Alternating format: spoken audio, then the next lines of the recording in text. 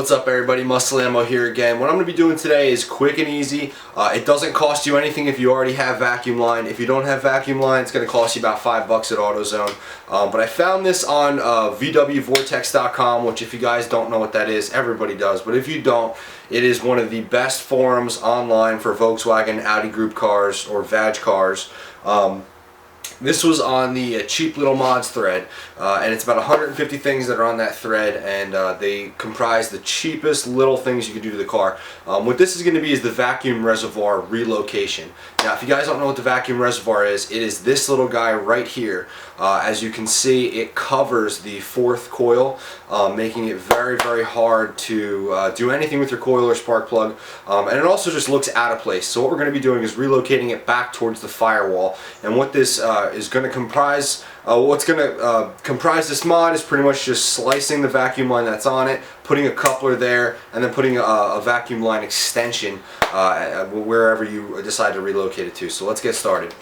Okay, first thing you're going to need is a 3/8 ratchet with a 10mm bit. Now, if you guys don't have a socket set, or more specifically, if you don't have a 10mm socket, go out and buy one. You don't have to buy a whole set, but almost any nut, the majority of the nuts in the engine bay are going to be 10mm. So go ahead and get that, and let's get started. Alright, first things first, you're going to take your 10mm socket and remove the one nut holding the vacuum reservoir down to the vacuum reservoir bracket. Alright, now move the vacuum reservoir off to the side. Okay, now once you remove the one nut holding down the vacuum reservoir to this bracket right here, which we're going to delete, you're going to have one 3/16 Allen nut right there and one 3/16 Allen bolt right there. So go ahead and remove those two, and that's going to be all that's holding down this little bracket.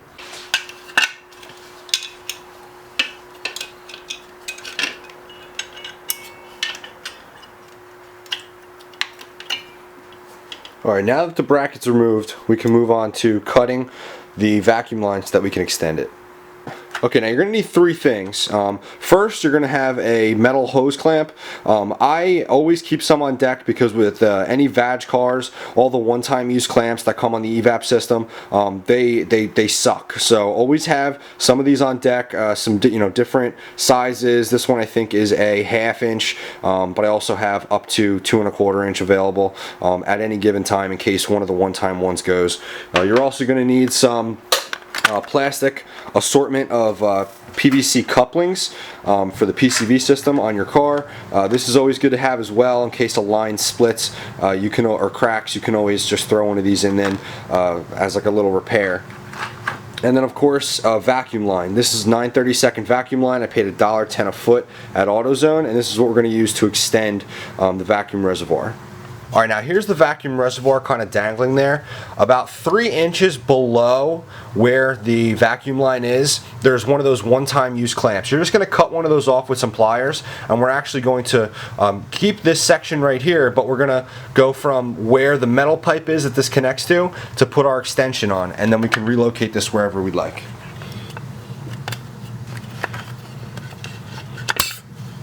Alright, so now this is the vacuum reservoir off the car. There's only about a 3-inch section of 9/32 vacuum line until it connects to another metal hose, but you have one of these one-time use clamps. I didn't have to cut it or break it, I just wiggled it and it just came off. But this is where we're going to put our PCV coupling that's going to lead to the extension to be able to mount this anywhere. Okay, so now this is my extension that I bought from AutoZone. I connected it right here to this metal pipe. Be sure not to cut it to length until you know where you're going to mount your vacuum reservoir, and make sure you keep your hose clamp on there so that you can just push this hose clamp down and nice onto that so that you can tighten it. Okay, so now the hose clamp is on there. It's nice and tight. It wouldn't have came off anyway, but now all we have to do is lead this extension to wherever in the engine bay we want.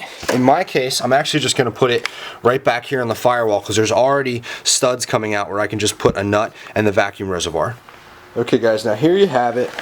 I only used about a foot and a couple inches to go all the way to a coupling that was on the vacuum reservoir. And the nut that I used on this existing bolt, you're gonna see two existing bolts here. The nut I used was actually the same nut that was holding the bracket in. But now, as you can see, I have access to all 4 coil packs.